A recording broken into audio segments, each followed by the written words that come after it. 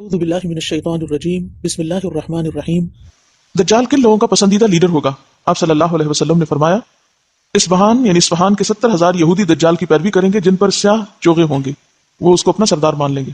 آپ نے فرمایا دجال ایک مشرقی علاقے سے خروج کرے گا جسے خراسان یعنی موجودہ افغانستان کا آس پاس کا علاقہ کہتے ہیں۔ اس دجال کی پیروی کچھ ایسی قومیں کریں گی جن کے چہرے کوٹی ہوئی ڈھالوں کی طرح چپٹے یا طے برطے ڈھالوں جیسے ہوں گے۔ تو آپ نے کیا فرمایا کہ دجال کی پیروی ایسی قومیں کریں گی جن کے چہرے کوٹی ہوئی ڈھالوں کی طرح چپٹے ہوں گے۔ دجال بیت اللہ اور بیت المقدس میں داخل نہیں ہو سکتا۔ حضرت انس بن مالک سے روایت ہے اللہ کے رسول صلی اللہ علیہ وسلم نے فرمایا مکہ اور مدینہ کے سوا ہر شہر کو دجال روندے گا، کوئی شہر نہیں بچے گا۔ مکہ اور مدینہ کے آس پاس فرشتے یعنی گارڈ کر رہے ہوں گے اس کو اور وہ داخل نہ ہو سکے گا۔ مدینہ کی زمین 3 مرتبہ کانپے گی دجال کے خروج کے بعد، جس سے ایک کافر منافق اللہ تعالیٰ وہاں سے نکال کے باہر پھینک دے گا، یعنی پھر وہ سب بھاگ جائیں گے، مدینہ سے ہی بھاگ جائیں گے اور باہر جا کے پھر ظاہر ہے دجال کے فتنے کا شکار ہوں گے۔ اللہ کے رسول صلی اللہ علیہ وسلم نے فرمایا دجال مرقنات مدینہ کے قریب ایک وادی ہے، اس کی دلدلی زمین پر پڑاؤ کرے گا تو سب سے زیادہ عورتیں اس کی طرف نکلیں گی، یہاں تک کہ آدمی اپنی بیوی، ماں، بہن، بیٹی، چچی، پھوپھی وغیرہ کے پاس جائے گا اور انہیں رسیوں سے باندھے گا کہ مبادہ وہ دجال سے نہ جا ملیں۔ ضعیف الاعتقاد ہوتی ہے نا عورتیں۔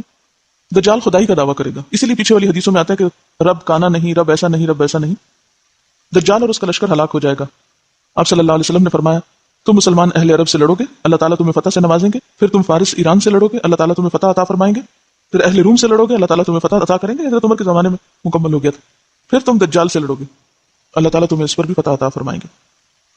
اللہ کے رسول صلی اللہ علیہ وسلم نے فرمایا معراج کی رات میری ملاقات حضرت ابراہیم، موسیٰ اور عیسیٰ علیہ السلام سے ہوئی تو قیامت کی بات چل نکلی، سب نے حضرت ابراہیم کی طرف معاملہ کر دیا تو انہوں نے کہا مجھے اس کا علم نہیں، پھر بات موسیٰ تک پہنچی، انہوں نے بلا علمی کا مظاہرہ کیا، پھر عیسیٰ علیہ السلام پہ بات پہنچی، انہوں نے کہا کہ قیامت کے وقوع کا حتمی علم اللہ کے سوا ہم میں سے کسی کو نہیں، البتہ اللہ تعالیٰ نے جو میرے ساتھ دنیا میں دوبارہ بھیجنے کا وعدہ فرمایا ہے وہ یہ ہے کہ دجال نکلے گا اور میرے پاس 2 چھڑیاں ہوں گی، تو جب وہ مجھے دیکھے گا تو اس طرح پگھلے گا جیسے سیسا پگھلتا ہے، یعنی میلٹ ہو جائے گا، اللہ تعالیٰ اسے ہلاک فرما دیں گے، یہاں تک کہ شجر و حجر پکار اٹھیں گے کہ میرے پیچھے کافر ہے، ادھر آؤ اسے مار ڈالو، اس طرح اللہ ان سب کو ہلاک کر دیں گے۔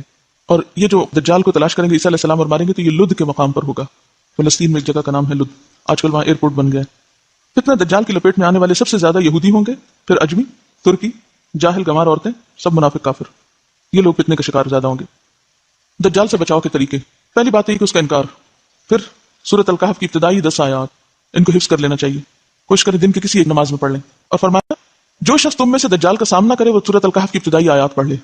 ایک اور جگہ فرمایا جس نے یہ 10 آیات تلاوت کی وہ دجال کے فتنے سے بچا لیا گیا۔ ایک اور روایت سے یہ بھی پتہ چلتا ہے کہ جس نے سورۃ الکہف کی کوئی بھی 10 آیات یاد کر لی، پہلی یا آخری یا بیچ کی، تو وہ محفوظ ہو گیا۔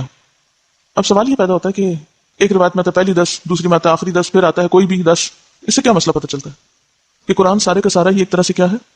شفا ہے۔ یہ جو عام طور پر ہم مخصوص آیتوں کو محدود کر لیتے ہیں یہ بس لوگوں کے اپنے اپنے تجربے ہیں، لیکن کسی دوسرے کو اس کا پابند نہیں بنایا جا سکتا، اور اگر اس کا نام لیا بھی گیا یا پہلی 10 آیتیں یا آخری، تو اس میں اصل میں دیکھنا ہی چاہیے کہ مطلب کیا ان آیتوں کا، کس کانٹیکس میں بات ہو رہی ہے۔ دولت فتنہ ہے، حکومت فتنہ ہے، علم فتنہ ہے، تو مختلف فتنوں سے بچنے کی بات ہے صورت کا، کہیں سے بھی 10 آیتیں اٹھائیں گے تو فتنے سے بچنے کی تعلیم مل جائے گی آپ کو، اسپیشلی پہلی 10 جو ہے۔ تو اگر دجال کے فتنے سے بچنے کے لیے آپ صلی اللہ علیہ وسلم نے اس کو عام کر دیا کہ کوئی بھی 10 آیتیں لے لو، تو پھر کہاں سے جواز ملتا ہے کہ کوئی ایک ہی آیت لے کے اسی کے اندر یہ سمجھو کہ اسی سے ہی مسئلہ حل ہونا ہے اور اسی کو ہی بار بار پڑھو۔ دیکھیے کہ ایسا نہیں ہوتا کہ آپ کے ذہن میں کوئی سوال ہوتا ہے، کوئی پریشانی ہوتی ہے، آپ قرآن کہیں سے بھی کھولتے ہیں اور تھوڑی دیر پڑھتے ہیں تو آپ کو وہیں سے جواب آنا شروع ہو جاتا ہے۔ یہ نہیں ہوتا کہ اسی خاص جگہ سے کہیں سے بھی آپ کو، قرآن پورے کا پورا شفا ہے، ٹھیک ہے۔ وَنُنَزِّلُ مِنَ الْقُرْآنِ مَا هُوَ شِفَاءٌ وَرَحْمَةٌ، اور سورۃ الفاتحہ کو خاص طور پر شفا کا، اگر معوذتین وہ صورتیں ہیں کہ جو آپ صلی اللہ علیہ وسلم اپنی بیماری کے موقع پر خود پہ پڑھ کے تو ہاتھ پھیرا کرتے تھے۔ ایک روایت میں آتا ہے دجال کہے گا میں تمہارا رب ہوں، اور جس نے کہا تو ہمارا رب نہیں، ہمارا رب تو اللہ ہے اور اسی پہ ہم توکل اور بھروسہ کرتے ہیں اور تیرے شر سے اللہ کی پناہ مانگتے ہیں، اس شخص پر دجال کا زور یا اس کا فتنہ اثر نہیں کرے گا۔ تو اصل ضرورت کس بات کی ہے پھر؟ کیا کرنے کی؟ ایمان درست کرنے کی، اور سچے اور مخلص مسلمان کو دجال کوئی نقصان نہ دے سکے گا۔ اللہ کے رسول صلی اللہ علیہ وسلم نے فرمایا جس شخص نے دجال کی ربوبیت سے انکار کیا، اس سے کہا کہ تو جھوٹا ہے، میرا رب تو اللہ ہے جس پر میں توکل کرتا ہوں، تو دجال اسے کچھ نقصان نہ دے سکے گا۔ نبی صلی اللہ علیہ وسلم اپنی نماز میں دجال کے فتنے سے پناہ مانگا کرتے تھے، اللہم انی اعوذ بک من عذاب القبر واعوذ بک من فتنۃ المسیح الدجال۔ پھر اسی طرح ایک اور جگہ پر آتا ہے، حضرت ابو ہریرہ فرماتے ہیں کہ اللہ کے رسول صلی اللہ علیہ وسلم نے فرمایا جب تم آخری تشہد پڑھ کر فارغ ہو جاؤ تو 4 چیزوں سے اللہ کی پناہ مانگو، قبر کے عذاب سے، جہنم کے عذاب سے، زندگی موت کے فتنوں سے، اور مسیح دجال کے شر سے۔ تو اصل چیز کیا ہے پھر کرنے کی؟ 3 کام پتہ چل رہے ہیں، کون کون سے؟ سب سے پہلے تھی کہ اس کا انکار کرنا، انکار کون کرے گا؟ جو پہچانتا ہوگا۔ پھر سورۃ الکہف کی ابتدائی 10 آیات اور مسیح دجال کے شر سے اللہ کی پناہ مانگو۔ یہ مختصر سی نشانیاں آپ کو بتا دی گئی ہیں، ہر پیغمبر نے اپنی قوم کو دجال کے فتنے سے خبردار کیا، آپ صلی اللہ علیہ وسلم نے بھی کیا۔ اور آپ نے ساری تعلیمات ہمارے لیے چھوڑی. ضرورت اس بات کی کہ ہم ان کو ضرور ایک دفعہ پڑھ لیں اور اپنے بچوں کو بھی اس کی تعلیم دے دیں. اصل میں عام لوگوں کی ہماری مشکل یہ ہے کہ وہ خود تو کچھ پڑھتے نہیں, نہ مائنڈ کریٹیکل ہے, جو کچھ کہتے بس آنکھیں بند کر کے اس کو مان لیتے ہیں. دین دنیا دونوں میں ہم اس لیے پیچھے ہیں کہ ہم نے اپنی آنکھ نہیں کھولی ابھی تک, خود سے دیکھنا نہیں شروع کیا. اسپون فیڈنگ ہو رہی, جو کھلا دے کھا لیا, خود تو کتاب کہاں پڑھیں گے, جو بتا دے سن لیا. دیکھیے ایک بات ہمیشہ یاد رکھیں, نہ ہمارے ماں باپ نے ہمارے کام آنا ہے, نہ ہماری اولاد نے ہمیں بچانا ہے, نہ ہمارے دوستوں نے ہمارے آگے کھڑے ہونا ہے, اور نہ ہی کسی اسکالر اور نہ ہی کسی استاد اور نہ ہی کسی بزرگ نے آپ کا دامن تھامنا ہے. اکیلے اکیلے اپنا حساب دینا ہوگا, کام کسی نے بھی نہیں آنا. اس لیے جب انسان کو پتہ چلے نا میں اکیلا ہوں, تو اس وقت اس کا پھر طرز عمل کیا ہوتا ہے, اس کے سارے سینسز جاگ اٹھتے ہیں, پوری طرح جاگ اٹھتا ہے. جب پتا ہونا یہ بھی ساتھ ہے جو بھی, تو دوسروں پر ڈیپینڈ کرتا ہے. سہولت پسند ہے نا. دوبارہ سنیے قرآن اور پھر مزید بات کرتے ہیں. ان آیات کا مرکزی نقطہ فتنہ دجال سے حفاظت کیسے, یا فتنہ دجال سے بچنے کا نسخہ, فتنہ دجال سے بچنے کے طریقے. ہمارے پیارے رسول صلی اللہ علیہ وسلم نے بہت پہلے ہمیں ایک بہت راز کی بات بتائی تھی کہ دیکھو لوگوں, دنیا میں ایک بہت بڑی مصیبت آنے والی.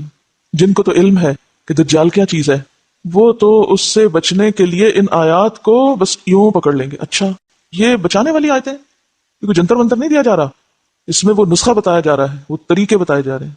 یہ کر لو گے تو دجال سے بچ جاؤ گے.